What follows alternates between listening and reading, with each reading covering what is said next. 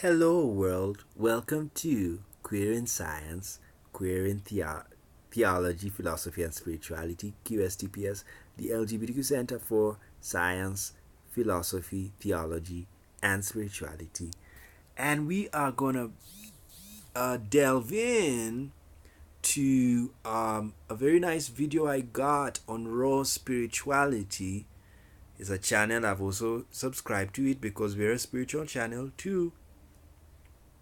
And I liked it because they were discussing about Christianity and Jesus Christ and atheism. And I want you to get a lesson from this video that we are supposed to grab the principles from all religions, not just Christianity, all religions. So let's join in. What are your thoughts on Jesus in terms, like, do you think that he was a real person that lived on this earth, or is it just a symbol, or both? Well, I told you earlier that the sun is the sun, and that Christianity is superimposed upon astrotheology. And astrotheology is pagan, and paganism is old as the earth. Jesus is an ancient archetype. I think whatever stories we have about when Jesus may or may not have lived are irrelevant. Jesus is an archetype that when we understand that it is the Christed consciousness that we're looking to as an example for how to live our lives, that there's great benefit in having a Jesus and having a Christ. I see no need in trying to prove, Christians and atheists get caught up in the same stupidity in trying to prove. Yeah. Well, so yeah, and they're both idiots because you miss the point. Listen to the story. Try to extract the wisdom. Pull something away from it, and you can leave the facts alone. Jesus lived or not, or Jesus walking on water. I said this when I was on Brian Rose's show the other day. Jesus walking on water. Okay. Or rising from the dead, but I used walking on water, so I'll use that one. Jesus walking on water. Whether or not he walked on water really makes no fucking sense. So if you're religious and you're trying to prove, yeah, he was walking on water, you miss the point. And if you're an atheist and you say the Bible's all bullshit because nobody walks on water, you miss the point also too. Yeah. If you think with a mythological mind, with a religious mind, with an integrated mind, you may even be able to begin to start to decipher the symbols. And what does it mean to walk on water? Well, the collective unconscious throughout cross-cultural references. There's enough evidence to show that within our unconscious, we see water as representing the unconscious, as representing emotion. Yeah. And so for Jesus to rise above or to walk above, to walk on water is a metaphor for treading the unconscious and rising above emotions. The whole story about him and the apostles and they were, his students were in the boat. The big storm comes, and he's sleeping. Apparently, he's sleeping in the boat. He's laying in the boat. Big storm comes, and a bunch of his disciples are there, and they're freaking out. A big storm comes, and they're like, "Wake up, Jesus! A big storm woke up." And Jesus, being alpha, woke up, was like, "Calm down, relax." It's like, stop being a bitch, and come, you can handle this. And puts out his hand and tells them, "Come on, it's not that bad. You guys are being women. You're being whiny. You're being emotional."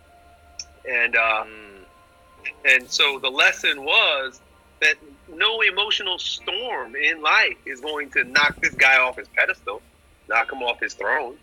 And you guys who are all worried about it, you're being beta. Yeah, so this was a very nice video. I liked the guest for discussing about Jesus Christ and how to approach the gospel and any other religion. As he said very clearly that you do not have to. The issue is the wisdom behind the religion. It's not necessarily whether Jesus existed or not. For the atheist, to them, Jesus did not exist. And for the Christian, Jesus did exist. But for our friend at Raw Spirituality, Jesus, the issue is not about whether he existed or not, it's the lesson we get from that. And that's that like for me personally, I believe Jesus existed on the basis of the fact that people died for the faith. And yes, and of course the accounts, people that tell you we want proof. And actually this video is about proof. Did Jesus exist? Because there should be extra proof other than the Bible. Now, you must understand what I'm trying to say. Just because I'm saying he existed doesn't mean that I agree to his brand of philosophy. First of all, Jesus Christ was just a shaman. To me, he was a shaman. He was a healer. Shamans have existed for thousands of years.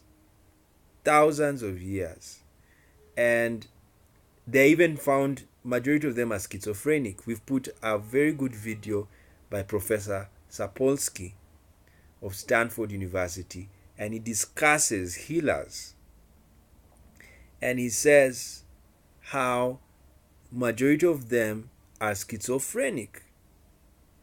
So I believe Jesus was a shaman.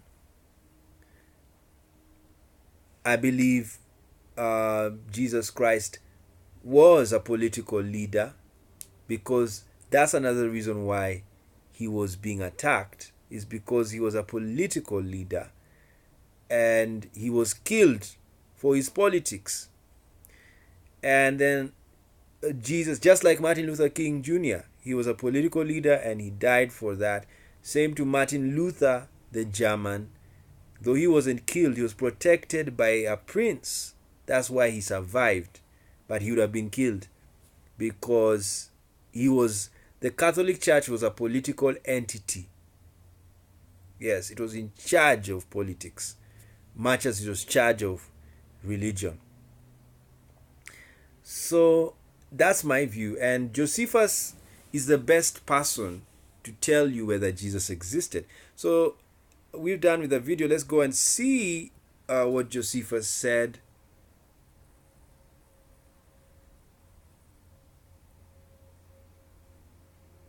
Josephus and Jesus, and then we'll be done with the video. I just liked it for his argument that let's not focus on arguing whether Jesus existed or not. None of us was there, and the evidence is scanty. Yes, this is a book by Josephus on Jesus.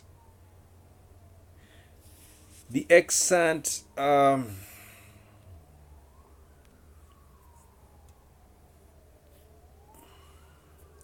So the extant manuscripts of the writings of the 1st century Romano-Jewish historian Flavius Josephus include references to Jesus and the origins of Christianity. Josephus' Antiquities of Jews includes 2 references to the biblical Jesus Christ in books 18 and 20, and a reference to John the Baptist in book 18. So the importance of Josephus is he was not a Christian. He was a Jew who was writing down the history of Israel and Jews. And so that makes him an independent scholar. So scholarly opinion varies on the total or partial authenticity of the reference in book 18, chapter 3 and 3 of the Antiquities, a passage that states that Jesus the Messiah was a wise teacher who was crucified by Pilate, usually called the Testimonium Flavinum. So modern scholarship has largely acknowledged the authenticity of the reference in book 20, chapter 19, 9 verse 1 of the Antiquities, to the brother of Jesus who was called Christ, whose name was James. So Jesus had a brother called James, and that was the brother, and considered it as having the highest level of authenticity among the reference of Josephus to Christianity. So a number of variations exist between the statements by Josephus regarding the deaths of James and John the Baptist and the New Testament accounts. So the most important death in the book of Acts after Jesus Christ died was James' death, because James was proof that there was a sect that believed in Jesus Christ. But it's still not enough proof that Jesus Christ resurrected. Yes. It's just proof that there was a sect and they had a leader called Jesus who was killed. Have you noticed Josephus is not mentioning resurrection? He's just telling you there was a wise teacher, he was killed by Pilate. And then after that, James died for Jesus Christ. Now, for my Christian friends, I know some Christian friends, they tell me they believe Jesus Christ exists. Of course, it's right to say that, because James died. You know, if these guys, if Jesus was not a wonder, he wasn't a great leader, these guys wouldn't have died for him. They would have gone home. But they stayed in the faith, even if it meant death. That's what makes Christianity a very strong religion, is because people died for the leader. James died. Peter was arrested. Paul was taken to Rome. And Gamaliel even said it. He said, if these guys are led by God, they will survive. If they are not, they will die off. So that's what you need to understand about Christianity. So, as I told you, I believe Jesus Christ existed. It's just that I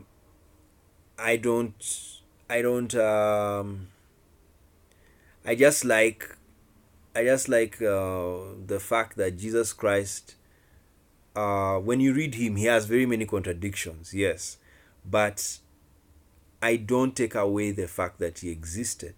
Yes, I believe he did. And the reason why there are very few passages in history that talk about Jesus Christ is because of one thing. Jesus was so simple. Yes, he was so simple. You know, shamans, people think they know shamans. Shamans are not famous people. They just heal people. They are very pauper. And Jesus got support from even the women. The rich women in Israel supported him. Why did they support him? If Jesus was rich, he would not even have supporters. Everybody would bow down to him. But he had people supporting him because he was poor. Yes, he was poor. And so, you see what he wrote here? He wrote about the death of James the Just, who was a brother of Jesus called Christ. So, Josephus declared that Jesus was the Messiah. And that's what you need to understand. So, of course, I've already explained to you my testimony.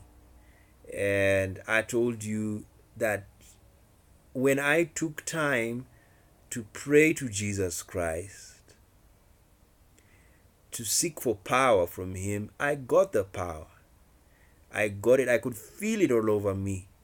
And I spoke in tongues, and I was a different man, even though I still had my gay life, gay attraction. It was there. But it was not my focus, because the experience I had of receiving Jesus Christ and the Spirit of God and speaking in tongues took me. My focus was just God, Even when I was in class, yes, I would read, but after going through the lectures, I ran back to read the Bible. That was me. And it was a very interesting life I lived. But now I added science, because I made a discovery that God is science. Everything is science. Data. Yes, even the Spirit of God, the Holy Spirit, is data. Yes, He is. Or she is, or it is, whatever. The Holy Spirit is data. Everything that exists is data. It's just a matter of you decoding. That's why people can discern spirits. They can interpret data. It's high code. It's beautiful. So that's how I take it. So I just like the guys. It was a wise way of trying to deal with issues. Trying to be neutral, because atheists say God doesn't exist, Christians say God exists. But for me, I've told you, I believe Jesus Christ exists, and I'm open with Him. Yes, I tell Him, Jesus, I'm gay, I'm enjoying. Yes, I tell Him.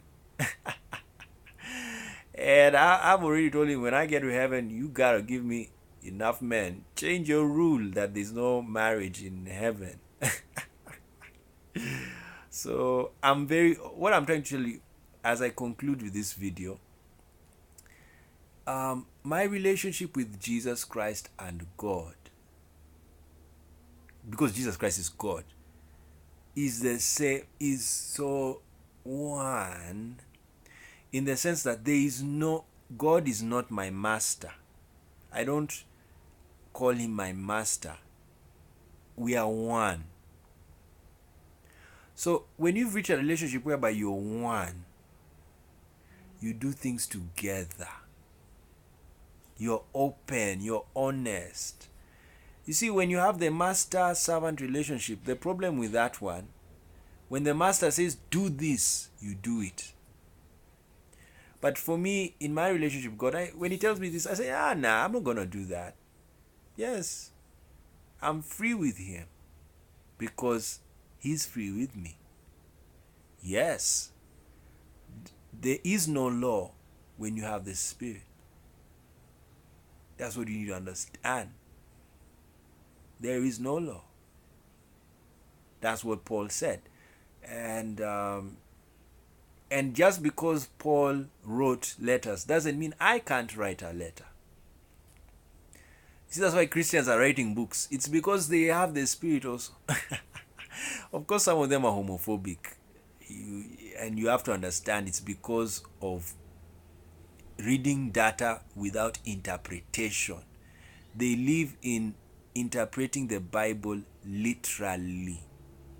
It's a very dangerous mistake, because then secondly, they have no sense of time.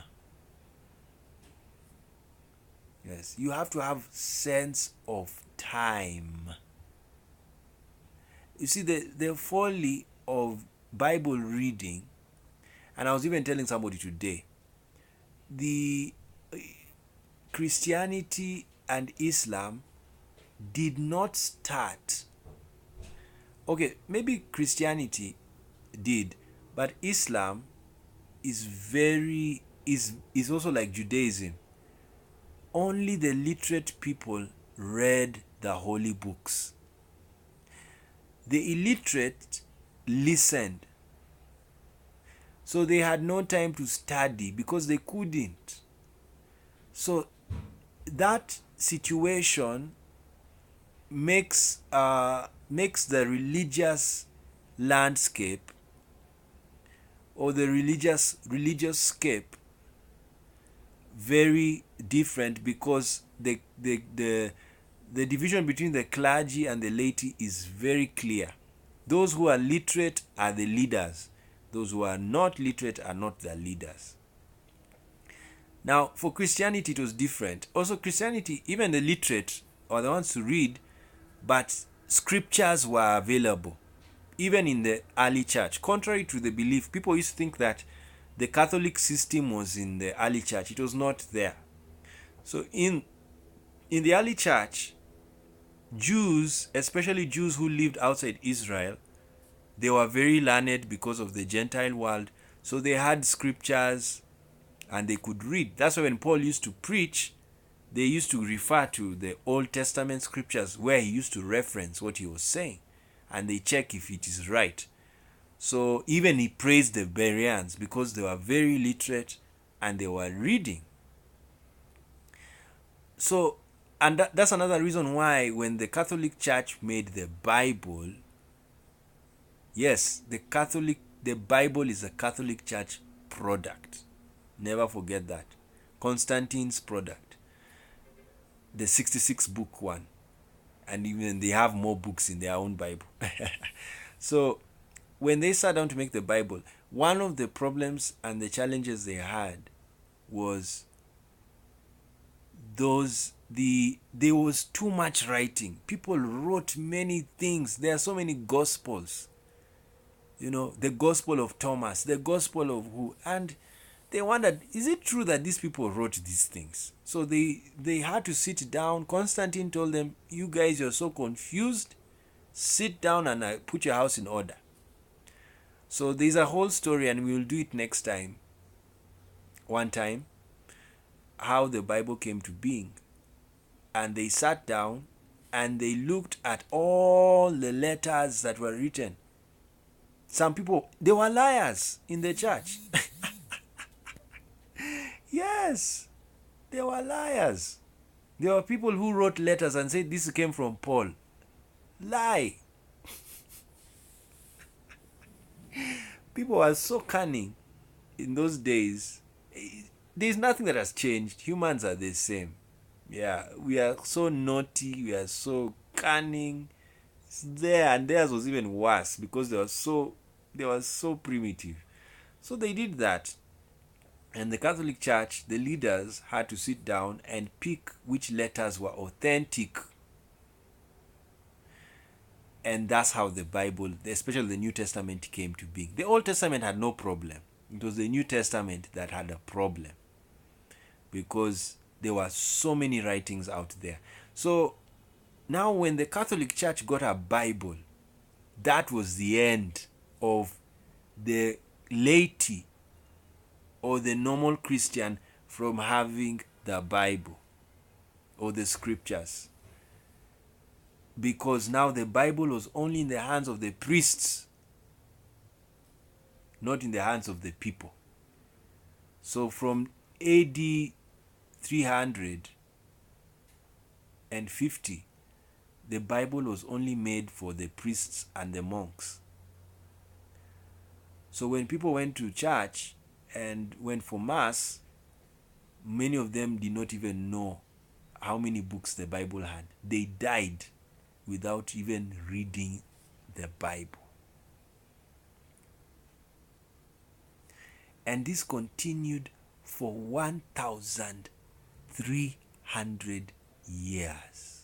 That's why it was called the Dark Ages.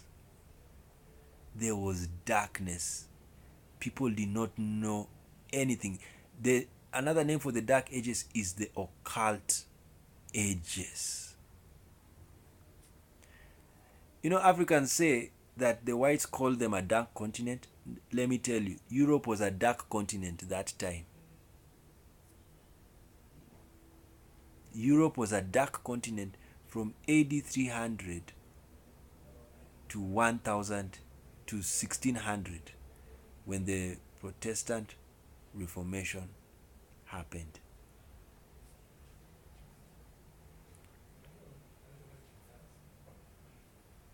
And when it was the 1600, the time of the Protestant Reformation, Martin Luther demanded that the Bible be written in the languages of the nations where the Catholic Church was. Because people would go for Mass and the Bible was read in Latin. It's like that even in Islam.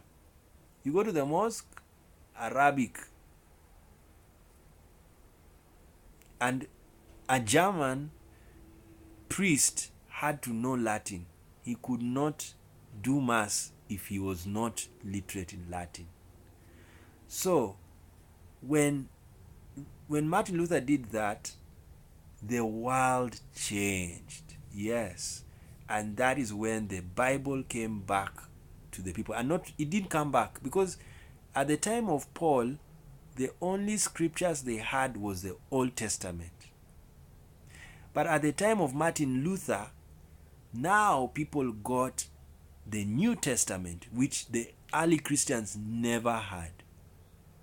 So you must understand religion that way.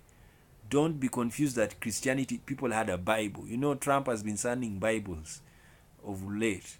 And someone was saying, why didn't Jesus sign Bibles? There were no Bibles when Jesus was there. Jesus, the only Bible they had 39 books. Now that's the one Paul had. So at the Protestant Reformation, they got the 66-book Bible from the 39 book of the Jews, the Old Testament. So now they had this one, and that was the end. the end of Catholic holding all the Christians of the world. It was the end because now Protestants were born, and it was the age of enlightenment. That is when the Dark Ages ended and the Enlightenment age began, because everybody now had access to the Bible. Everybody could learn how to read. So people were going to learn how to read and write just to read the Bible. So that's what happened in the world. And now here we are.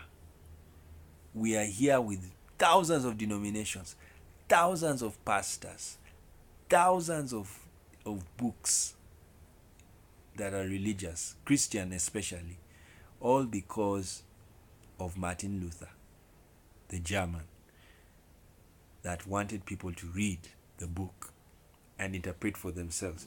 So when you look at Islam, it's very different, because in Islam, even if you can read Arabic, you are not allowed to be an imam. There are certain schools you have to attend, then you become an imam. But in Christianity, all you have to do is know the Bible, read it. So that's why we've been having a problem.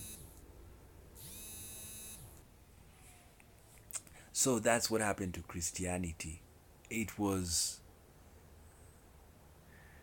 That is what happened to the Christian scenario, is that everybody got to know the Bible. And this is where we are right now. I believe we are in the age of new enlightenment.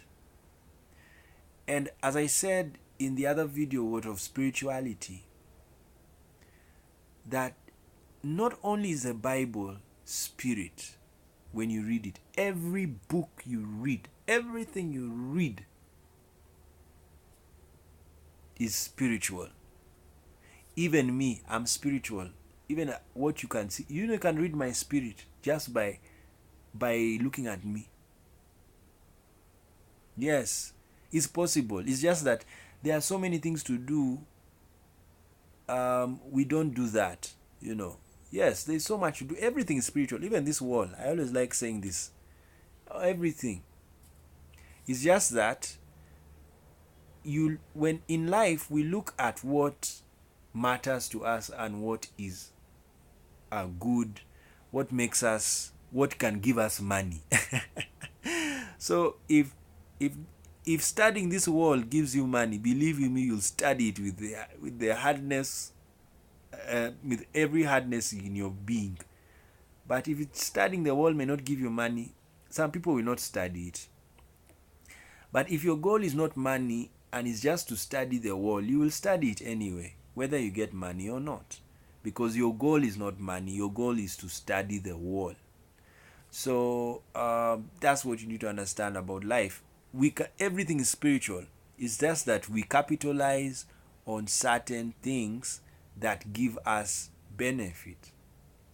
You see, for me, like, I do these videos not just for, I'm not looking for money. It's just a good way for me to express myself. I have time to express myself. As I said in another video, I'm so busy. Sometimes I get busy and I don't do the videos. And secondly, it always wakes me up to go and read. I read. There are so many books I'm touching and reading, and these videos are a product of what I've read. And there are very many things I'm reading now that will blow your mind, and they are going to come slowly. See, when you read a book, sometimes you do not expose what you've learned. You have to digest. It's like food. Food, when you eat it, it goes into the bloodstream. Like meat. Meat takes 5 days to digest in the body. 5. Because it's very tough. So you use a lot of acids are burning the meat. And then that's why I think old people should not eat a lot of meat, in my view. I may be wrong, but reason being, their bodies have stopped producing a lot of acids, or the acid levels are low. So the more you eat meat and you're old aged, the body has to get more acid, so the meat stays in your body for long. And then sometimes food, when it stays in your stomach for very long, it is absorbed and gives you belly fat. Yes, because it can't take it to the colon. It's tired. The stomach is tired. It just can't produce the acids. So the best it can do. So some people are fat. They have belly fat not because they are fat, but because their acids are done. They have really worked hard. And they can't churn the meat, and the meat has stayed for long. Can you imagine if meat stays in your stomach for 10 days and you're eating other things? My God, you will just have a belly. So that's what you need to understand about life. Anyway, so this was just a video just to discuss what this guy was saying. Of course, the war between Christians and atheists and the neutral people. The neutral people are the best because they are not looking for whether Jesus Christ existed or not. They were not there. Neither were the Christians or atheists. They are just looking for the wisdom from Christianity. Even you can get the wisdom from Islam. You can get the wisdom from Hinduism. You can get the wisdom from anything. So they're not bothered about, did Vishnu exist? Krishna, was he there? No, that's not what they want. And that's how I'm doing religion. That's why I'm doing all religions. I'm not looking for whether these guys existed. I'm looking to understand the spiritual mind of the humans of the world. The Asians, the Arabs, the African, the European. Because when you study those religions, you will know the beliefs of those people. You see, so that's why I do that. And that's why it's a QSTPS center for all theologies, all religions, all spiritualities, all philosophies, and all sciences.